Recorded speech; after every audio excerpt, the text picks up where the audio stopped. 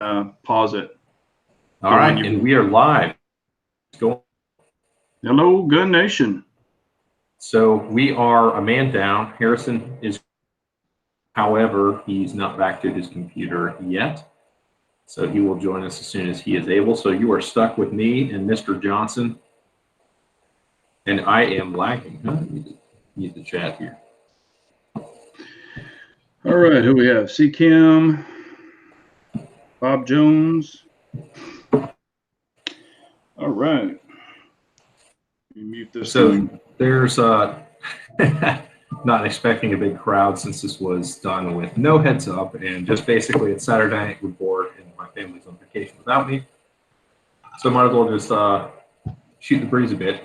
So me and Mr. Johnson were just having a discussion about the laser bore sighter that we each got off of Amazon. And I got mine on eBay. Oh, he got his on eBay. It's not bad for getting a rough 0 on dot pistol, but Mr. Johnson with his Gorilla hands managed to destroy it, so his doesn't work anymore. No, it works, but oh wow, you did bend that, didn't you? Yeah, can you see it? I think it's bent. Sure, looks like it to me. Oh yeah, it's bent. Yeah, you know, I put the one down in there that goes right in the end of the barrel, and it went fine in the P10F. I put it in the P09 and literally had to stand on the gun to get it out. And I went.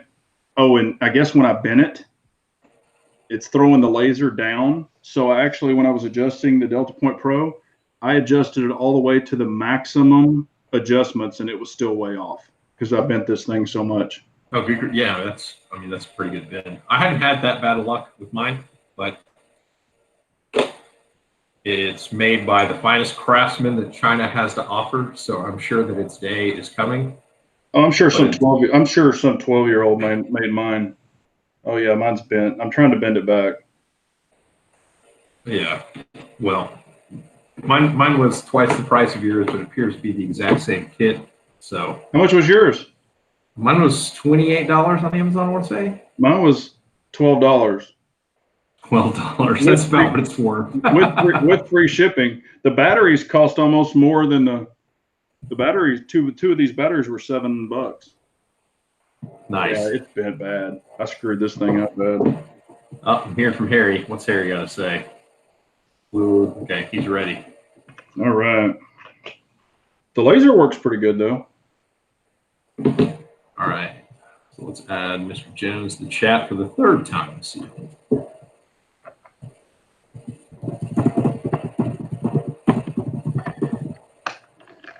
All right, got him. Invite. All right.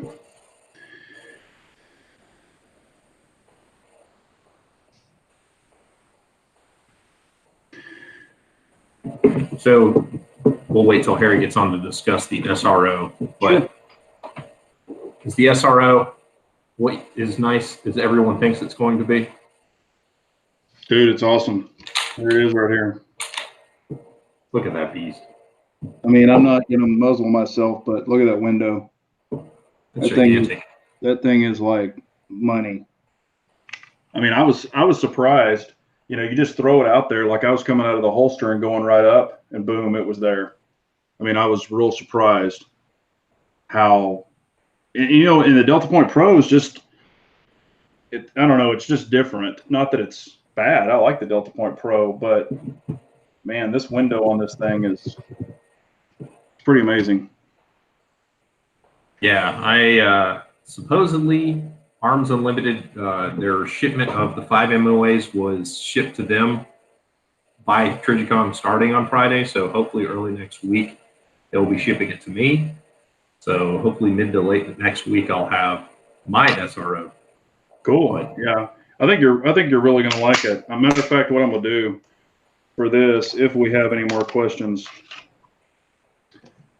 can't shoot myself this way, right? So we want to exercise good gun safety on the chats. No, it's important. Yep. Never know, young ones, less experienced people might be watching, so we want to be safe. But yeah, and I had a. Did he receive the link? Yeah, he should have. Okay. I've sent it to him. Sometimes I send them a couple of times just to make sure. I've sent him. Okay. Send him another one. Yeah. When I did this, I had a company reach out to me on my video that I did. They're called Manufacturer 10 or something, and they're actually making the plates now. And he's selling them on eBay, the SRO plates for the RMR and the Hollow Sun. And he's making them in black, red, and blue. And they're made out of aluminum, then it sounds like. Yeah, that's what I'm thinking. So, you know, he's going to send me one and just wants me to try it out. So I told him I'd try it out. But get you a little flash of color on there if you want. So I said, yeah, send me a red one so it'll stand out a little bit. Interesting. Yeah, as long as the screws are the right length, it's not an issue. But I was in the process before I started this chat this evening of mounting my Romeo 1 on my practice 34. Mm-hmm. And Harrison's texting me. Okay. Just tell him he needs to go on Google Hangouts. Just be on Google Hangouts and he can answer it from there. Okay, but yeah, I where the screws they provided the Romeo 1 were too long for the aluminum plate, and the aluminum plate guys warned you about that. So I noticed afterwards. After I managed to strip out all the threading from the plate, so it was completely worthless. It seems like that's a bit of an oversight. Why wouldn't you just make it slightly oversized so that's not an issue? But, yeah, I you know, and I asked him, and he does send the Hollow Sun screws, the RMR screws, and the mounting plate screws. So you get all of that with the plate too. So we'll see. Harrison's having issues through this app, so I'm going to try and just send him a link through email because that's what we do in the age of technology. Yeah. So how was your week adjusting back to being in the U.S.? Oh man, it's been very weird. 7-hour time delay is quite a bit. Are you back on Central Time, or are you still catching up? No, I think I'm good now. But I've noticed I've been waking up super early, no matter how late I go to bed. That's the worst. I was just spent the week on Mountain Time, but that's only 1 hour back. So I just woke up early the whole week and went to bed a little bit early the whole week. But I tell you what, now that I'm back on flat ground, I feel like I am supercharged as opposed to being at 10,000 feet in Colorado. That altitude is no joke. Yeah, no, I can imagine. Okay. Alex, Harrison's got the link. Okay. Alex has a question. Thoughts on the 1 MOA dot, like the RM, or they're the RM09? So I'm actually going to make a video about this. There's basically two schools of thought. There's the people who think a smaller dot is going to be more precise and it's going to help them hit better. But the reality is, like, how precise can you actually pull a handgun trigger at any sort of appreciable distance to where the larger dots are going to obscure too much of the target where you won't be able to hit what you want to hit. So a small dot's going to let you hit what you want to hit, provided you can do your part. But a big dot is going to show you when you're biting on bad sight pictures better.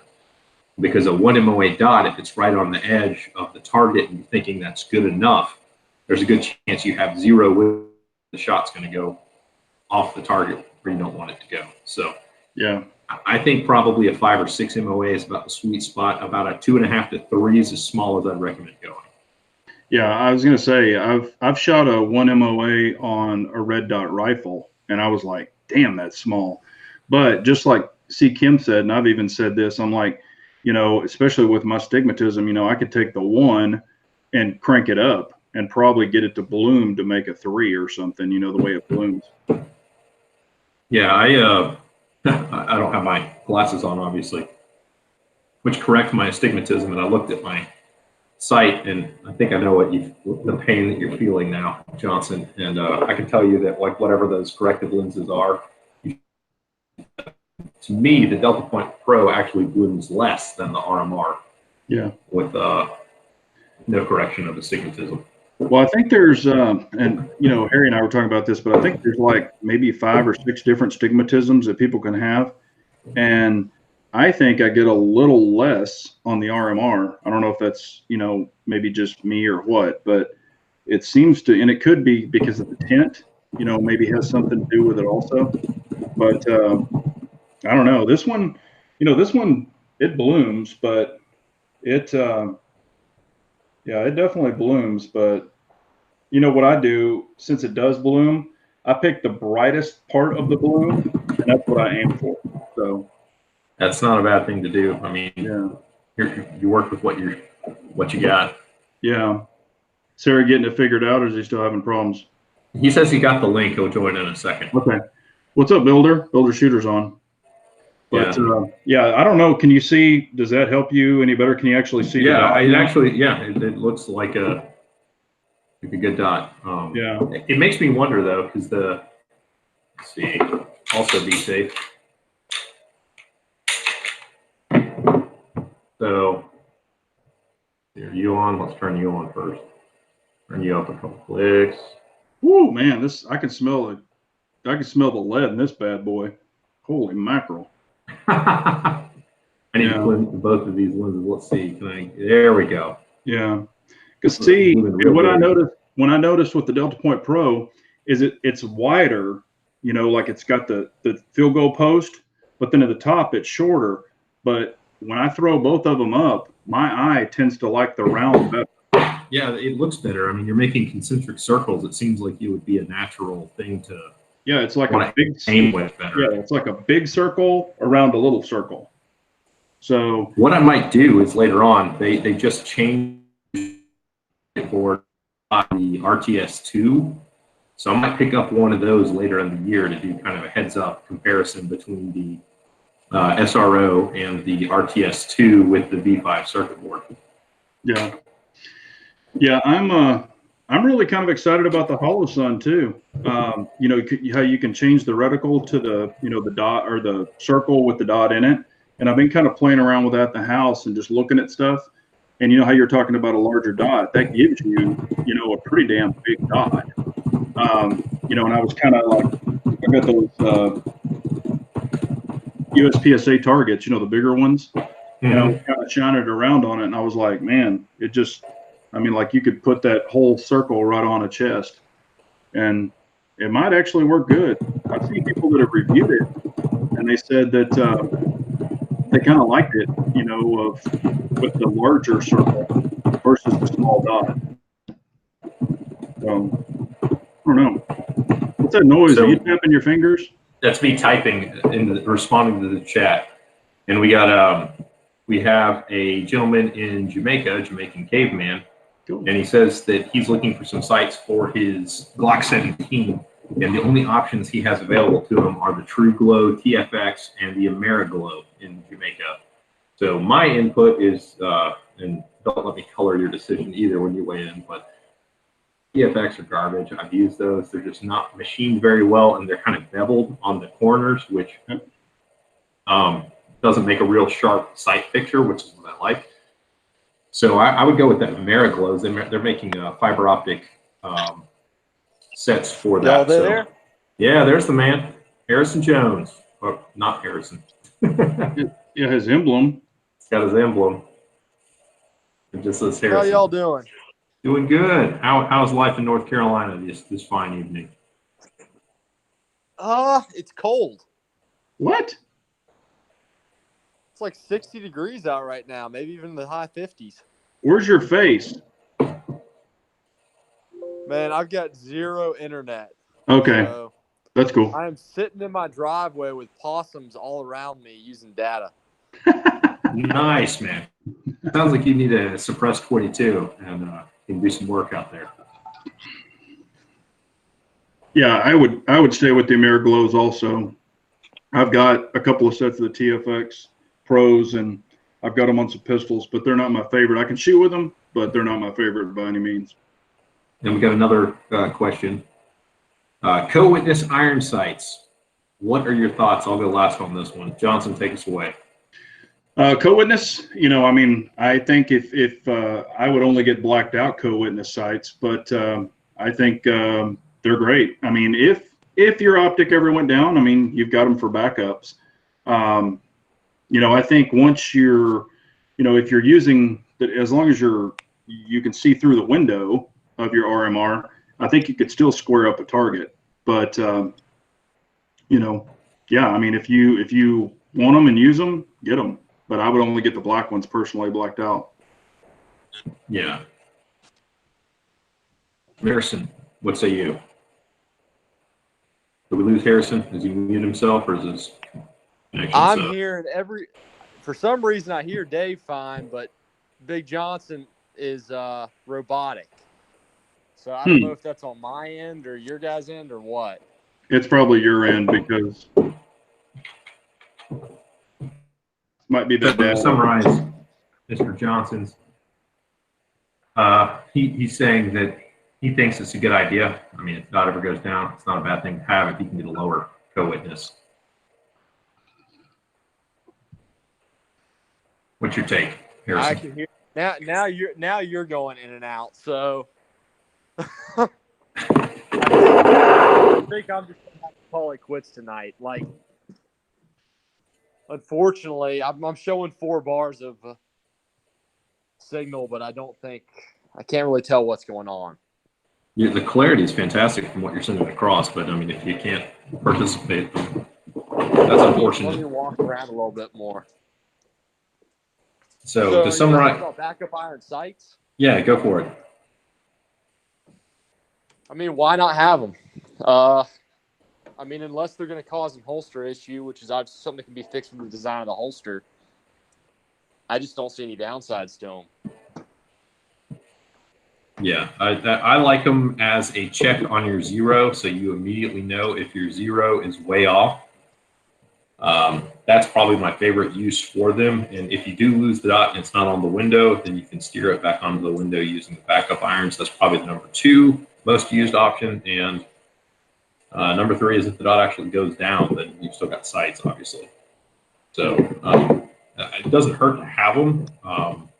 If you can't get along with a pistol that doesn't have them, like if you really love the Walther Q5, for instance, then you don't really need them. They're not the game changer or match breaker, whatever you want to call them. But let me ask you guys this: what do you think about something like the SIG P320 X Carry series, where you can if you have a Romeo on it, the Romeo has like this little, very shallow notch in the rear of the optic that'll line up fairly close with the front sight. Your elevation is horrible on it, but it's not really a co-witness, but from what I understand, it is a pretty decent sight. It's close enough to where you can get centered up right to left. Yeah. When I shot mine to try to shoot through that, the elevation was way off, but everything else worked pretty well. I thought that was brilliant. And I'm curious if that is because they developed the Romeo one for the X5, like 5-inch gun. So maybe that's why the elevation is off so bad on the X Carry, which is an inch shorter. But yeah, I think that's brilliant. I wish that the sight channel worked on the sights that I had for my Glocks. I'm actually in the process of mounting my Romeo 1 on my backup 34. What do you guys think about like just an RMR or any optic with, a white stripe or yellow stripe on the rear and a pretty tall front? Man, I've known people who have done that, and that's better than nothing. But sure, like a notch in post if I can get it. Yeah, because I was kind of looking at this, like this SRO, I was kind of playing around with it, and I was like, okay, could you put a tape on it, and you could put a piece of pinstripe across where the, on the window, but yeah, I mean, I look at it this way, if I can see you, put it this way, and we know how small the normal dot is. Okay, if I can see you in that window, I'm pulling the trigger and I'm going to hit you. I mean, unless you're really far away, but up close, I'd say 15 yards or something, I don't think you're going to have a problem probably hitting somebody even looking through a window without a dot. Yeah, if you have a good index, I think you're probably going to be able to make your hit. Yeah. I mean, so it is what it is. But, like when you get into steel pistols, if you're trying to make the carry optic weight, like you've trimmed, some stuff down and all that other stuff, and you've got the optic on there, running extra sights, could take you overweight. But that would be a gaming gun anyway. So I mean, what does a set of irons weigh? Practically nothing. So yeah, but it's like a quarter ounce, but when you're trying to cut down a 45-ounce gun to make weight, every half ounce counts. Exactly.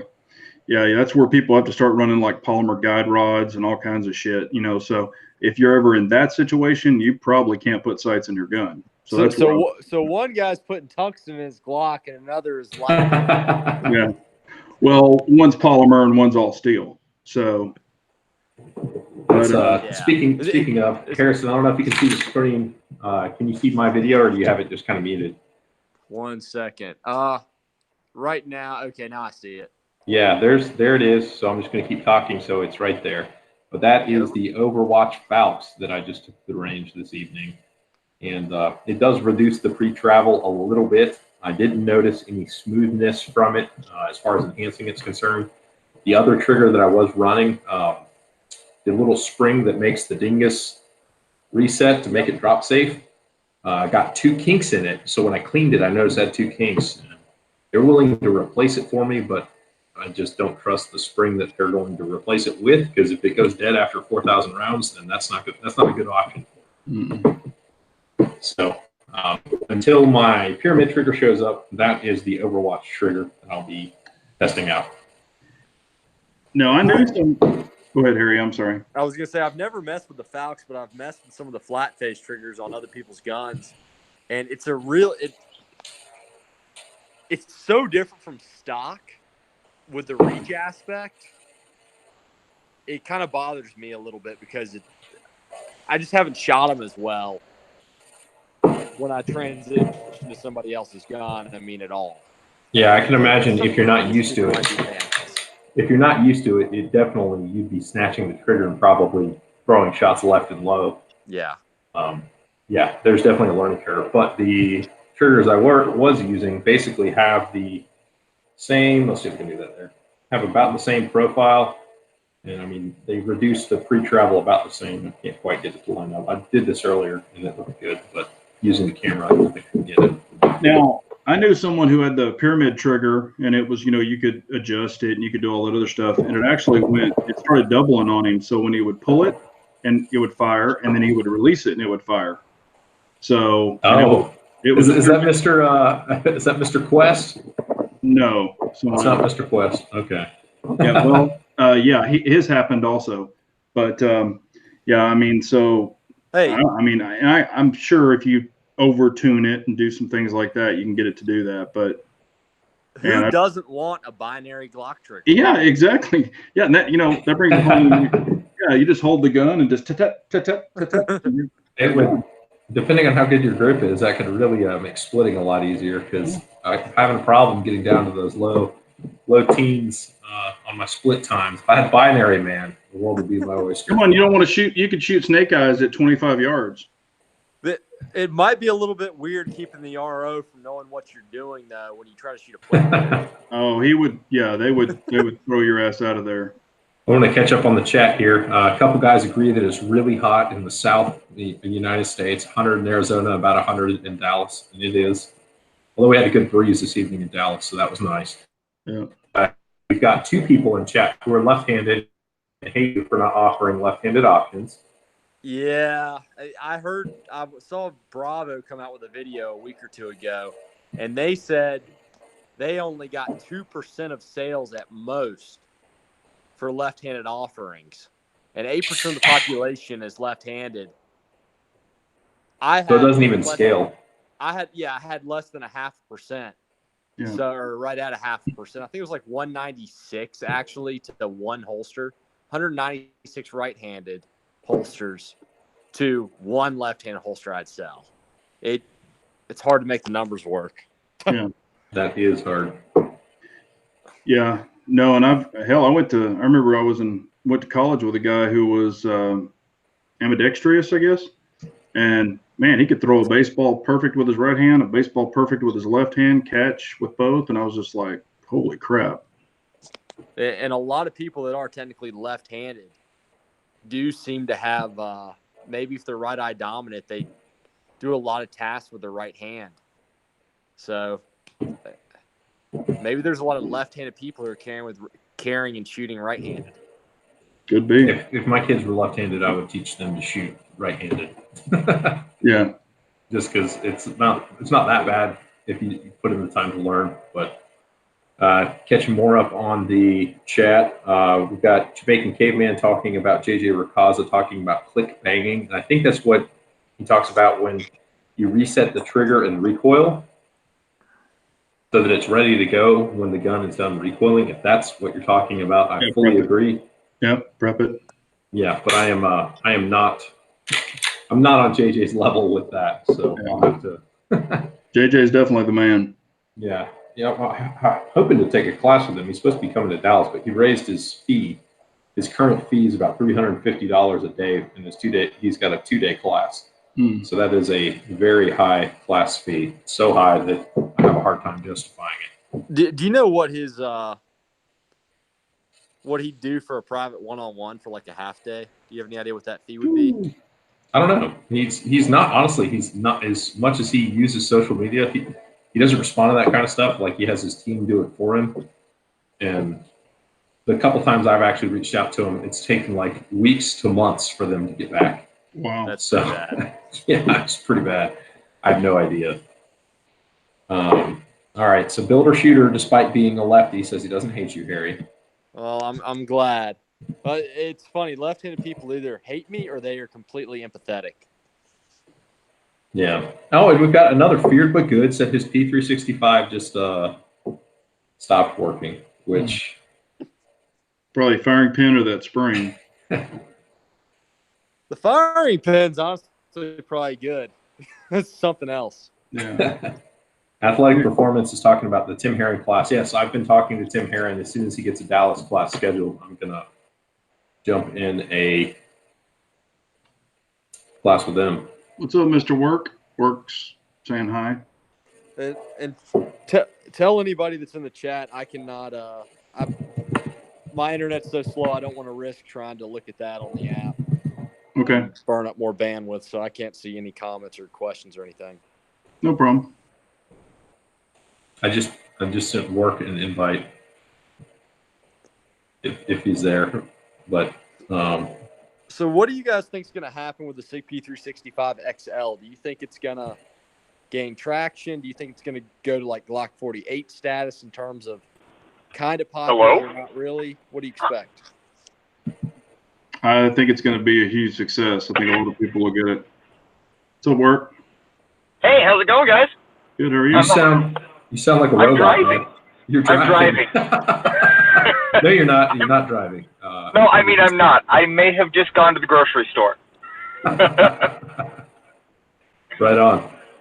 As far as the P365 XL, I think it's a really unique product offering, and man, do I wish it was well made and going to be a proper, dependable gun. But I know it's probably not going to be. I'll probably still get one. I'll probably get their new Romeo Zero that goes on top of it, and I'll probably love it dearly until it breaks, and then I'll keep carrying my Glock 48. That gun is going to have like a good year break-in period before it's solid.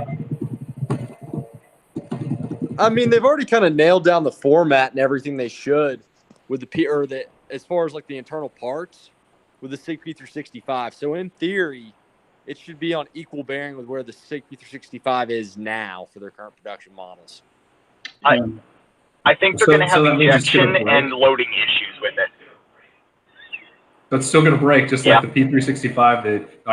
Feared But Good, I follow him on Instagram. He got his P365 not that long ago. So if he already broke it, it's probably less than 5,000 rounds through it. I recognize it's a defensive gun. It's not supposed to be high round count range gun, but at the same time, I don't want to buy a new carry gun every year if I shoot it a lot. That's just dumb.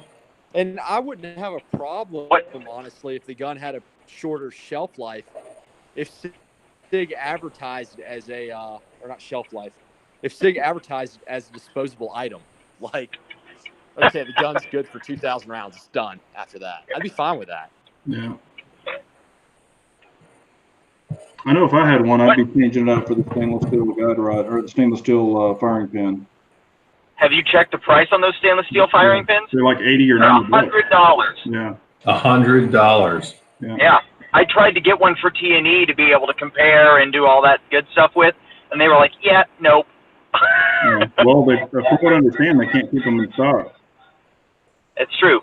So, The C. Kim he's got 4,600 rounds. Feared but good, have his go down after 800 rounds, which is wholly unacceptable. I mean, 25. If you can make it past 2,500 rounds, that's realistic for 500 rounds a year for 5 years of ownership. I'm over 1,000 on mine now, and it's fine. For now. So But you're still playing that SIG lottery or the roulette. What broke on that guys that broke recently? He hasn't said yet. I'll he hasn't tell you said. when he We don't know if updates it's us the in firing chat. pin or the spring. This is fun. I'd say it's the spring. So High Point has released a new model of a 9mm that is all like go fast looking, and they opened it up to the internet to help name it. Yeah. Has anybody seen what the names are? If they name that the Yeet Cannon, I will buy one. Yeah, Yeek. Yeah. If they name it the Yeet Cannon 9, then yeah, I'll think hard about it. I'll have to buy one. I can't not. I mean, my channel revolves around cheap crap. The Problem Solver 9 is like number 2, which if you follow internet gun culture, that's what it's referred to in memes, making fun of. Yeah, but it should be a 40 if it's a problem solver. Mm. Those But even guns, still, Yeet Cannon is pretty great. That's what I'm hoping for. Yeah. do you think they'll actually go with the name that's voted the best, though? Because They said there's probably more trolls than actual people taking this seriously. Well, We Like Shooting as a podcast, and they got they're the number 3 or so name on the list just because they got all their listeners to participate in the poll. So it was nearly called the We Like Shooting 9. Wait, their podcast name is the name. Nice. Yeah, the podcast name. No, I still would vote for Yeet Cannon. Yeet far and away the best, and I have no idea who started that, but it is comedy gold. Yeah. So I is love anybody going to mount a suppressor on their new High Point? Sure they will. A suppressor that costs 5 times the amount of the gun. That's what I was going to say. Hey, you don't need a piston for it. It's a fixed barrel design, right? Oh, fair. Yeah. Yeah. Athletic Performance Shooting says they should have named it the Glock 40. And I appreciate that as much as I like the Yeet Cannon. They should have just called. I wanted them to call it the Gat Killer. The GK9. Yeah. All right, let's go around. What would you name it, Johnson? You really want to know? Yes. WT9. What is that? WT? White trash? I'm just joking, but I think that would be hilarious. All right, we'll take it to Mr. Jones. Mr. Jones, if you get to name the new High Point, where are I'd you going to steal from Noveski and I'd name it the Ghetto Blaster. go? The Ghetto Blaster. Yeah, that's a great name. The GB9, good one. Bring it to work. What would your name for the new High Point? Are we still talking about the High Point? Yeah. I got to go with the Yeet Cannon. I don't even care how terrible it is. I'm going to Yeet Cannon. Okay. I would name it something just totally stupid, like Gat 9. Just something dumb. Are you insinuating Yeet Cannon is not totally stupid? Oh, that's a perfectly normal name. Yeet Cannon. Yeet is a word that was just put into my vocabulary probably a month or 2 ago. So it's Don't still you pretty live new in to me. Texas? I do, but it's not like the people that I rub elbows with on a daily basis yeet things. So, yeah. Well, that's an absolute shame. Yeah. when you throw something, you yeet it. So, like if you were to throw something off the road, you say yeet, throw it. That's pretty much what it means. So there's an actual definition? I thought it was just a sound people made. I think it's both. Yeah, we'll see. When I throw something off the road, I just call throwing it off the road. All right, so let's see what Urban Dictionary has to say. This could go poorly, so brace yourselves. Ooh. This is All right, Urban Dictionary, yeet. To discard an item at a high velocity. Okay. Yeet is a versatile word that can be used as an exclamation, a verb, or even a noun. As an exclamation, it can be used to express excitement, usually happily, but also nervously. It can be used as an exclamation of victory, or as a battle cry or focused shout while throwing or hitting something like hi-ya. When it's present, that's perfect. How is that? That's perfect. Yeah. Well, see, Kim is saying call it the low point. the low point. That's a pretty good one. Now, Alex Manfield actually has a real question. What would you like to see from Glock in the next pistol they release? A different action. So Well, you missed it. You missed it. Got the Overwatch trigger work. You probably can't see that because it's not responsible for where you are, but it reduces the trigger reach. So, gentlemen with your sized paws might enjoy that. You can say it.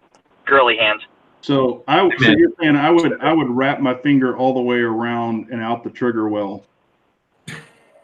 I wouldn't, because that's not a good way to pull a trigger. I'm joking. I'm just saying if the trigger's farther back, it's even going to be And weird. you can make your reloads faster because you could not even have to take your trigger finger out. You can just wrap around and press the mag. No, in USPSA, you're supposed to take your finger out of the.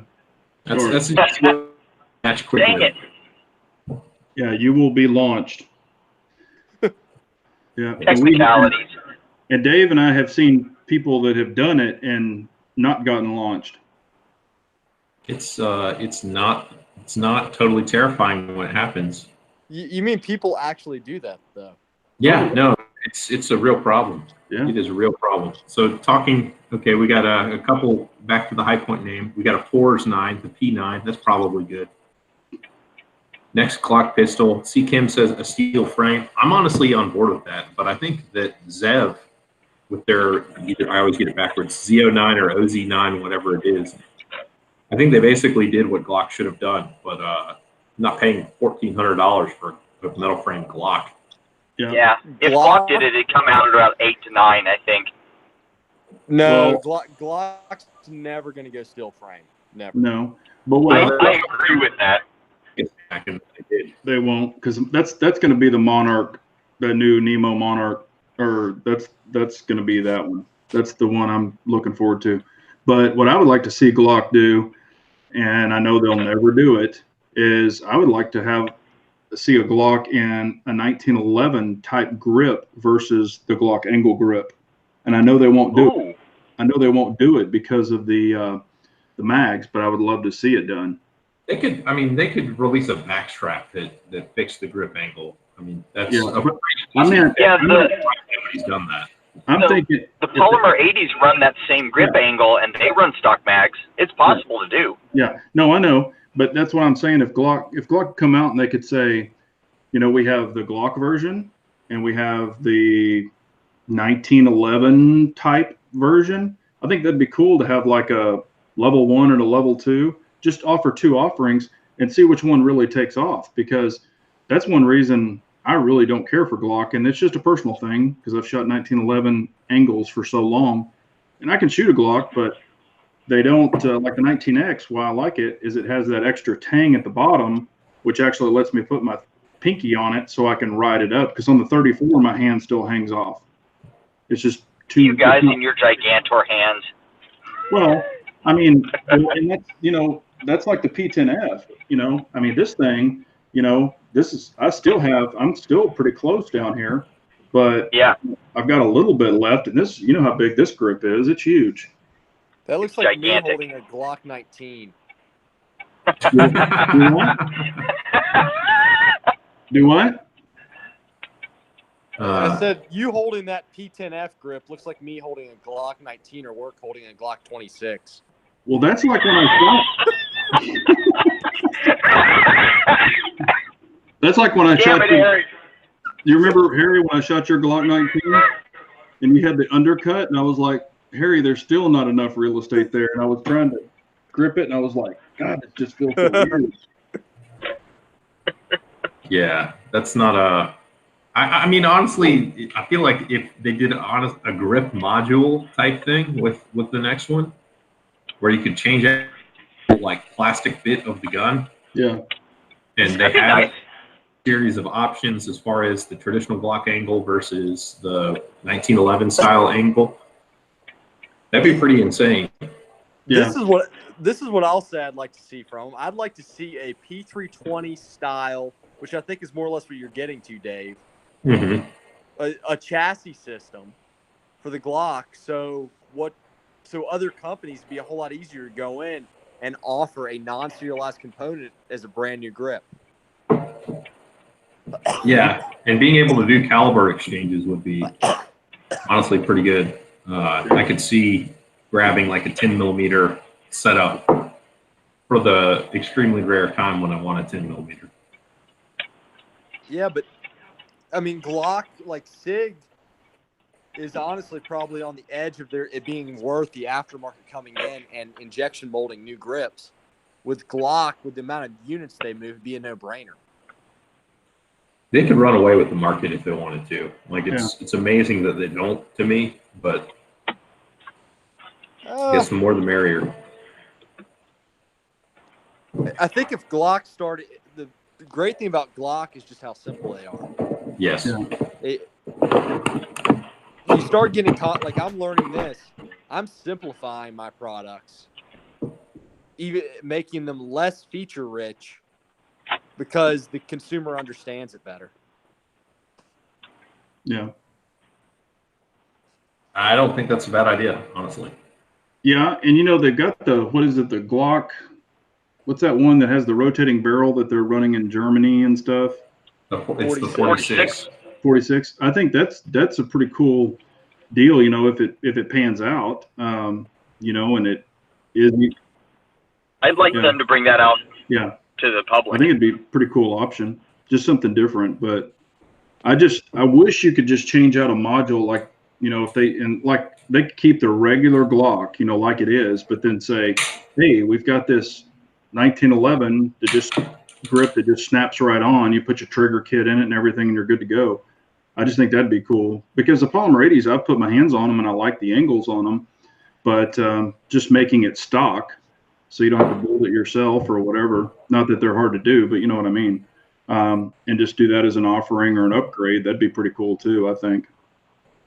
I mean, honestly, and I get called a Glock fanboy all the time, but You are a Glock fanboy. I am over being attached to guns emotionally. Yeah. It's really tough to argue with how simple these things are. Like, if something breaks, and that is exceptionally rare, within 5 minutes I can have a gun up and running again. And there's so few parts that it's like, okay, well, the trigger's not resetting. What's the issue? And for those who weren't on the chat earlier, I had a trigger spring inside that was an aftermarket spring or aftermarket trigger that wouldn't stick out the trigger safety. So the trigger went dead. And well, I'll just put the stock one back in and it'll work. And it did. And it took less than 5 minutes to get it back going. Okay. Is that the Hive trigger? Yeah. I don't want to name names, but yeah, it was the Hive trigger. It was. Hey, okay, and take all of that into account, what you just said, Dave, and let's be realistic. That Glock in your hand, should that Glock cost $700 stock? Stock? No. There's no way. That Glock, I mean, that gun right there should be a $550 gun. I paid $568 for this. Yeah. Have you guys ever And that's read what they that should be. book? I don't disagree. What'd you say, Which Harry? book, Harry? Have you guys ever read that book on Glock? Oh, yeah. On Glock, when they came to the U.S. market, they wanted to introduce the pistol at what, like $200 or something? Yeah, it was like $150 to $200. They're like, no, people think it's junk and dismiss it. Yeah. So they asked like just a little bit less than what they were selling the Model 10 revolvers for, which was at the time like $350, $400. No, I think they actually came in right at like high fours, almost $500. A Glock, their price has been consistent since the early '90s, right around $500. And if you look at inflation, everything else has gone up. The price of guns has pretty much stayed the same or lowered. Yeah. That is kind of insane. Like the fact that they're selling P10s for a song now. I mean, you can buy one of the non-optic ready ones for about $400, which is insane. Yep. Yeah. I've And seen that's a them good on gun. sale for $325. $325. I'd have bought one if I'd known about that. Yeah. I didn't know that you were interested. Yeah. I do now. For $325, I'm interested. I'm a buyer for $325. I got an email for $345 for the non-optic ready P10F, and it was in the OD green, and I was like, shit. We've got an optics ready here. It's got like 500 rounds through it. Dude's selling it for $400. Optics ready. Damn. Yeah. Shit. Yeah. If I wish I had $400. Yeah, the problem with the CZs, like especially the optics ready ones, is like, oh, it costs way less than the Glock. But if you actually hard them out to make them comparable, an MOS Glock comes with 3 magazines and 4 optics plates. If you're to buy 4 optics plates and an additional magazine, the CZ would cost way more than the Glock. Yep. Yeah, the optics plates are around $40 some. I just ordered another one from CZ Custom, and mags are $32 right now. Okay, so if you ordered another one, are you going to be running one of these bad boys? I am not. Oh. No. Okay. I am returning the DRS from US Optics. Good choice. And they are giving me credit and a discount on an MCRS. They are high-end optic. It's the high-end. I'm going to be running that. It sits on a shield. Okay. There's a good chance that your stock sights will co-witness with that. Oh, I would love that. They almost co-witness with the DRS. It's an 1/8 of an inch. Actually, they're level with the top of the DRS. The shields, I got to handle the shield sights on a Glock in one of the matches recently, and it co-witnessed with the stock and Glock sights. The stupid ball in a bucket sight picture. It co-witnessed with those. Wow. It rides super low. It's super thin. Well, I will say this now, and I'm going to say it out loud. Uh-oh. This one is going to change carry optics. I guarantee you that you're going to see a shitload of these things out there. I'd love to see one on my gun. Yeah. Well, here, you can use mine. No. But I do think that it's going to be, and everybody uses Game Changer, but I think it's going to be one that a lot of people are going to like. I agree with you, and I could tell that right when I picked it up at down at NRAM. Like it's just completely, it's everything that all of the others are. It's the best of all of them plus a little. Yeah, and they're coming out with the heavy duty one. It's they were talking about it. I was reading this deal that they're going to have this, but it's going to have a shield over the top of it, which is supposed to be even heavier duty. That's going to be gigantic. No. I think what they were talking about is this right here is just going to have an aluminum, some kind of shield over it, so it's even better if it's dropped. And it might have like some kind of an insulation, little thin piece or something. But and then hell, the Holosun, they're coming out with the 508T. It's going to be this thing, but titanium. And looking through this, it's actually pretty damn cool with that little reticle. Titanium optic housing. What's it going to cost? Like $1,000? I don't know. They do it for some of their other optics, and my understanding is they're not any more durable. It's more or less just it's a marketing ploy. Oh, okay. Yeah. Well, it will be lighter weight, so you'll get quicker slide. No, titanium's heavier than aluminum.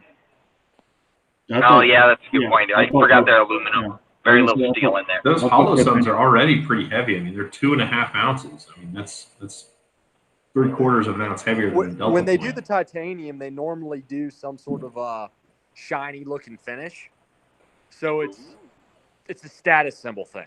Yeah. So it's made for Instagram. Good news. Correct. The gram. They're doing it for the gram. Yeah, builder shooter, you got your new dot coming, buddy. There you go. There you go. All right, guys. Hey, I got to cut out. It's late here, and I'm tired. Okay. So, hey, Humble, thanks for having me on. Yeah, thanks for popping in, man. All right, I'll see you guys. Yep, good seeing you. Well, anything else exciting happened this week? I've been kind of out of the loop on family vacation. No, go ahead, Harry. I booked out 2 range days for the end of the month. So There you go. Actually shoot. That's exciting. Yeah, a guy who sells, gun-related products actually getting to shoot for first time all year. Not quite all year, but it seems like it. ARs or pistols or both? I'll probably bring the AR because I put a Romeo 5 on it, on the AR pistol, so I need to sight that in, but it's going to be mostly handgun and dot work. I'm probably just going to bring my I might do some 25-yard work with the Glock 48, and then everything else is going to be with my 19X with the RMR. Cool. Yeah, the RMR is not bad. I've enjoyed mine. But the Delta Point, I can shoot tighter groups with it. I mean, there's a constellation of issues. I mean, between my 17 with the RMR and one of my 34s with the super light triggers and the Delta Point, but I mean, I can shoot groups about half the size with the 34 than I can with my 17, putting equal amount of effort into it. I think part of it is the dot and part of it is the trigger. I don't think it's all one or the other, but. Do you have tungsten guide rods in both? Yep, there's a tungsten guide rod on Mr. Okay. 17, and there's a tungsten guide rod on Mr. 34. Okay. I was just curious, because I was going to say if you had the tungsten guide rod 34, you get more weight on it. I mean, I know you have a little more weight on that gun anyway because it's longer, but. This one's actually got the fatter guide rod, Gen4 guide rod, which is the heaviest one anybody's making. And it works for Gen 4s, but it doesn't work for Gen 5s because it doesn't put the gun all the way back into battery like it needs to. But that helps when your gun goes into battery. Yeah. I was really disappointed with those. I got 3 of those stupid Terran guide rods that won't put the gun back into battery all the way, which is not my favorite. But what are you going to do? My 19X, I need to switch out the recoil spring, and I'm trying to decide whether or not to go with a tungsten or just put another factory recoil spring assembly in there. I like the tungsten, man. It makes the dot settle, especially shooting with the dot, it makes the dot settle out so much faster. They're expensive. That's my one hesitation for not saying, just go do the tungsten. But I mean, you're the kind of guy where I could say to you, like, just get the tungsten because you're probably not going to cry over the additional $50 or whatever it is. Because I mean, the OEM piece is a solid like $10 or something. So I think they might even be more than that. I think it might be like 25 or. Oh yeah, if that's all it is, then I get the tungsten one. I think it settles the dot out faster. Like I would A/B it and just take a look, but. Yeah, I'm a fan of the tungsten. The DPM is not bad, honestly, but tungsten is good in transition as well as splitting, but the DPM is only good for splitting. All right, let's go to the chat, see what we got. Man, Jamaican Caveman makes me glad I'm not buying gun parts in Jamaica, where they pay $105 US for CZ mags and $75 for Glock mags. Yeah, earlier he said $2,500 for a Shadow 2. Yeah, man. Damn. He said he paid for his Glock 17 he's using for concealed carry in IPSC. He paid $1,900 US. I've sold quite a few holsters to Jamaica, ironically. Really? Jamaica, I sell a ton of stuff in Puerto Rico, which that's a U.S. territory, but Puerto Rico, Jamaica, and Trinidad and Tobago. Trinidad, that's like South American. That's way down there. It's like off the coast of Venezuela. I've sold a lot of stuff there, and I know a lot of the guys are like a reserve, like Coast Guard or some sort of military stuff, and the other half, I don't know if they're gangsters or what the deal is. I really don't. It's a weird. I didn't even know gangsters use holsters. I thought they just stick it down in their belt. Harrison, Down I think there, corruption's pretty high. So authorities and gangsters might be the same thing. Harrison, one of the gentlemen in the chat, I think you should talk to about some holsters, athletic performance shooting. Yes, Get in touch with him. I follow his channel. Yeah, he's a good dude. But one thing that is interesting based on this vacation I just went on is my brother-in-law has a market somewhere in South America where he put together container loads of private label ammunition to resell on one of these South American markets. That was interesting, trying to source a OEM ammo maker who could do private label type stuff for him. And I think I got one lined up for him, but see if he actually does it. Somebody in the U.S. or outside of the U.S.? It has to be they have to. The perception is that it has to be U.S. because, U.S. makes the best ammo. Which, I mean, if you think about Winchester White Box, that's solidly some of the worst ammo that anybody's made. But if that's what they're going to think, then awesome. I mean, pretty much as far as decent ammo, you've got Federal, which makes ammo that runs the gamut, Hornady, and that's kind of it, right? I mean, everything else is imported from elsewhere, and there's probably some shops that just do OEM stuff for other shops, like even Federal and Winchester, or I guess Winchester is Federal. Is Winchester Federal? Winchester is part of the Browning group. I don't think they're connected to Federal. Okay, ATK is Federal. So, okay, yeah. So that's, I guess, the other one. What about Herders? That's American, isn't it? Herders is a brand that Cabela's private label. Yeah. It's just a trademark. It's like Armalite or Henry Repeating Arms. Yeah. Yeah, got it. And so it's garbage. I mean, none of the brass is reloadable. Stuff is like steel-cased Golden Tiger or something like that. It's just rebranded Comblock ammo, a lot of it. They sell a lot of aluminum case. Yeah, for practice ammo, I run a lot of Fiocchi. I like it. I've never had an issue with it. Fiocchi's great, but I think that's Italian, isn't it? It's Italian, yeah. I know it's Italian, but I've had really good luck with it. They used to make the Perfecta for Walmart. That's who made it was Fiocchi, but they don't carry it anymore. My understanding is a lot of the Fiocchi stuff is made in Eastern Bloc Europe. Yeah, I just got 1,000 rounds of it, and on the box it says made in Italy. This one does. Maybe that's the box and not the ammo. If your brother-in-law didn't need it to be U.S. made for that perception, I still think Wolf would have been a great company to reach out to. But at the same time, you think they'd just be going after that market themselves. Yeah, they'd be a competitor. But at the same time, like Wolf makes not amazing ammo. No. People who say just as good are people who shoot. Yeah, you have to understand what Wolf does. Yeah, Wolf doesn't make ammo; they're purely an importer. So they communicate with a lot of different factories, and they understand. Wolf literally has some rounds that are some of the best ammo in the world, quality wise, and they have other stuff that's steel case 223 that is almost as bad as Tula. Yeah. You're talking about rifle ammo though. You're not talking about pistol ammo. I've never seen good pistol 22. Wolf. I've never seen any good Wolf pistol ammo. I guarantee they can get you a factory that can make good ammo for pistols. Sure.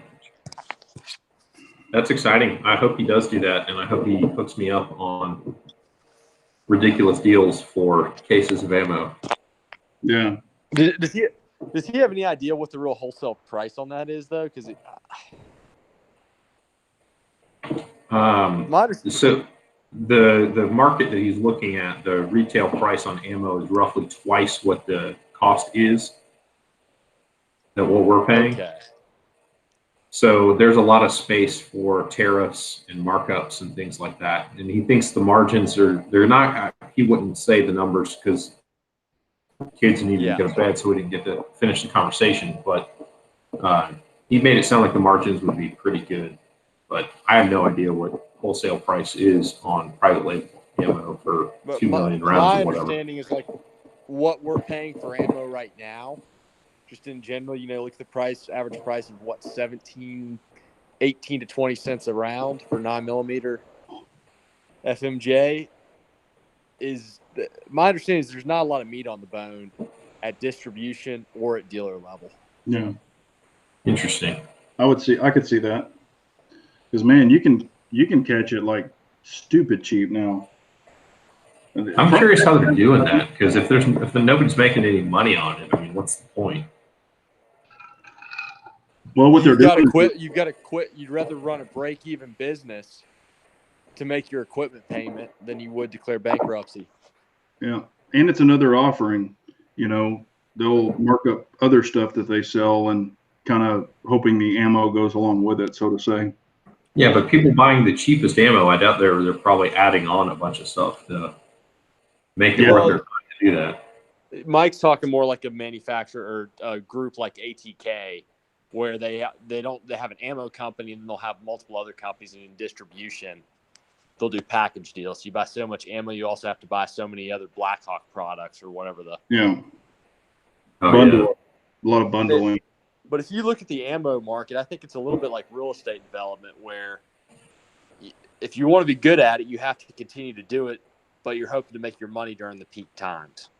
And when I say peak times, I don't mean, certain months of the year. I mean certain periods in a longer cycle.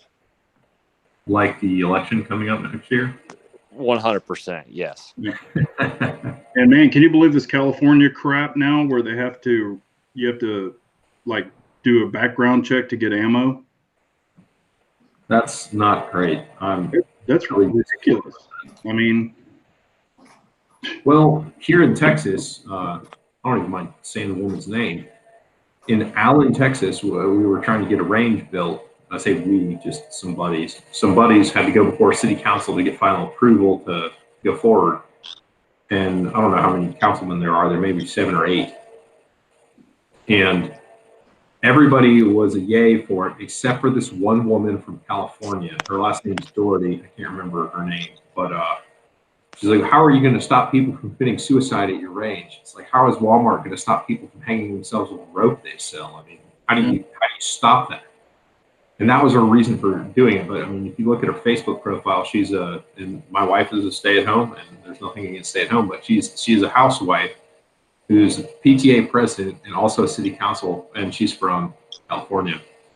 So that's exactly what Texas needs, is another PTA mom from California. Transplant. Yeah, we get them all the time, man. Yeah, so everybody had the Don't California My Texas shirts, and I need to get one of those. I have one. Don't California My Texas. I hate to tell you, but it's coming. Oh yeah, it's everywhere. Yeah, it's everywhere. It's kind of annoying that it's just like people are literally defecating in the streets, and it's just like, we got to get out of here, guys. But you know what? We're going to bring all of the ideas that turned it into a terrible place to live to all the states we migrate to. Hell, look at Austin, man. Austin, I remember when I was young, I mean, it was hardcore Republican, but now it's completely the opposite. I mean, liberal city is Austin, Texas now. Totally different. Totally different. That's where our good old state capital is too. Unfortunately, there's a cultural war we need to fight, and that's not something that we're good at looking towards long term. No. We're very short-sighted. Yep. This is loosely related, but the most recent round of YouTube censorship, I think, has basically ended political commentary on YouTube. If you think it, like guys like the Daily Shooter, who was very political in what he covered, specifically as it relates to gun laws, he had to move to Nevada, but he's lost his ability to monetize. Black Pigeon Speaks, which is a political commentary that I follow, he was banned for like 12 hours. It took his whole channel away from him. Literally no infractions. They just took it away because he makes very compelling arguments counter the YouTube narrative. But so many people made videos supporting him that they reinstated his channel, but he basically made a video like, you basically need to follow me on BitChute because it's only a matter of time before they do this again. And it's the state of things, which again, YouTube is a platform that Google bought pumped a bunch of money into and made pretty good, and then started running it into the ground with their stupid ideology. So yeah. Well, and it's going to be, you know, I've said this a while ago too. It's going to be a matter of time before we're probably all booted off. You know, if you have anything to do with guns or anything, you know, I mean, we'll go shoot at the range and they're probably going to start popping videos or demonetizing our channels or shutting us off. So it's coming. The demonetization I can see, but I'm a little bit skeptical about them taking everything off. And the reason I say this, there's so many things that they have rallied against. They just have to purge a decent portion of their videos. Yeah. I mean, they have to purge a lot of content, and man, there'd be a lot of heat on them if they did that. A lot. Yeah, and see, Kim is saying YouTube should be regulated by the FCC. What do y'all think about that? 100% they should. It's not a platform. The way they're a publisher, they should be treated like a publisher. Yeah. If you want to play it both ways, then they need to be regulated as a publisher and not a platform. Because their whole thing is they're a platform. Anybody can say anything. That's not exactly true, since they clearly play favorites. Which at the same time, I mean, I understand their point. It's like, say somebody was uploading porn to YouTube. YouTube should have the right, and they should have a little bit of responsibility to take it down as fast as they can prove that's what it is. But most of these videos that are getting any kind of strikes, demonetization, whatnot, and even the ones, I don't buy that they're physically reviewing anything. Yeah. Because I think they're creating lists and they're targeting things. Like once you get on their radar, they just look for a reason to ban you. None of our channels are anywhere close to big enough to getting on those lists. And that's not to say like, oh, I'm going to whistle past the graveyard, because no, our time is coming. But I think that when you reach critical mass and you have a large enough audience and you're so counter their narrative, then they take it away from you. There have been a lot of smaller channels though that get strikes that have been demonetized. So I'm not sure if I buy that, critical mass. Well, it's kind of like when, you set up random drug tests. You're going to have some guys that are going to pass, and you have some guys that are going to fail. So, I mean, I think they had to throw some other channels in there to make it look more legit, but I could see them, going through and doing another bout of it, if they choose to do so. APS says, with the Louder with Crowders, YouTube looked like idiots and just said demonetization is their only course of action. Otherwise, like Harry said, too much mainstream content would be subject to cancellation. What a lot of people have been saying is that YouTube is basically like all of the major networks, which have been failing on terrestrial TV, are trying to carve out a niche in the online space and have just failed spectacularly. So the prevailing thought is they're just going to start pushing more and more of the mainstream network content on YouTube, which is what nobody cares to see. Like the whole reason that is failing is because as a format, nobody likes 7.5 minutes of talk before a commercial break. Yeah. I know I've shared some Graham Stephan videos with you, Dave, but he has this segment where it's called Millennial Money, where CSNBC has a segment called Millennial Money, and then he goes in and analyzes that. He literally gets more views on his video than CSNBC's YouTube channel gets on theirs. I mean, people just don't want to see the normal. It was the same thing with Louder with Crowder and his responses to Vox, because he would take down that Carlos Maza's argument and his video would get more views than the Vox video would. And so he would be upset. But I mean, that's a guy who literally has pictures of him and his husband doing it on the internet, videos even, crying about all this. I mean, this is crazy. The fact that he could say his feelings were so hurt and just apply corporate pressure to make something like this happen. It's just insane. Mm-hmm. Playing a card. Let them do it. Yeah, and Bob Jones is saying people upload full-blown copyright movies to YouTube, and I've seen, I've gotten those in my, whatever it is, recommended, where it's like a movie, and I'm like, I didn't why would I want to see this? But it gets thrown in there. And when YouTube first became a thing back in like 2001, you could watch basically any television show from your childhood on YouTube. Mm-hmm. And that changed probably like 2003, 2004 or so. And yeah, YouTube was a radically different place. Like before I ever started making videos for it, like I consumed from it, and what I consumed back then versus what I consume now is totally different. It was all copyrighted material back then. Yeah. What's up, music? Music's on. Yep. It's a different time for sure. So You think BitChute will ever replace YouTube? No. No.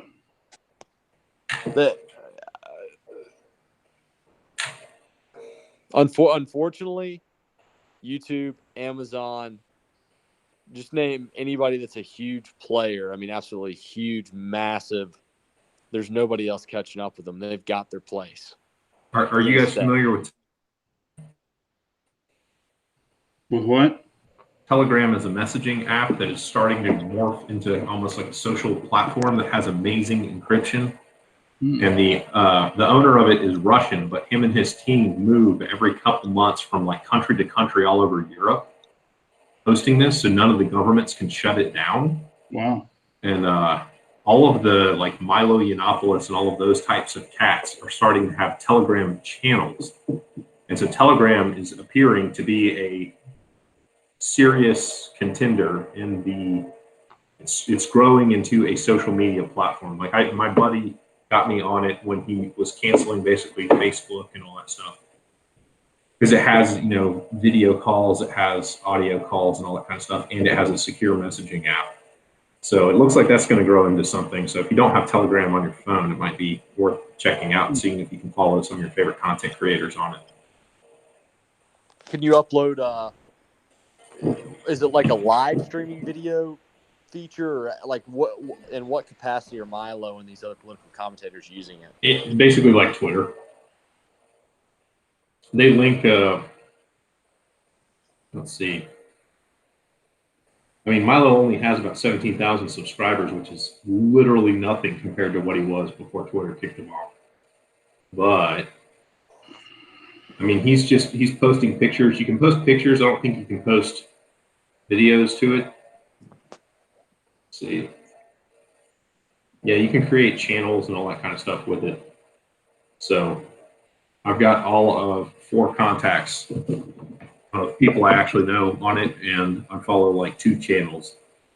So it's going to become a thing. I think you'll start to hear more about it. Well, that was like Gunstreamer and that huge TV, that whatever it was. That stuff's not going anywhere. No, I know. And everybody's like, oh, join that. So I got on that UTG TV or whatever and put videos over there and did all that. And I was on it for like, actually kind of paid attention to it for about a month.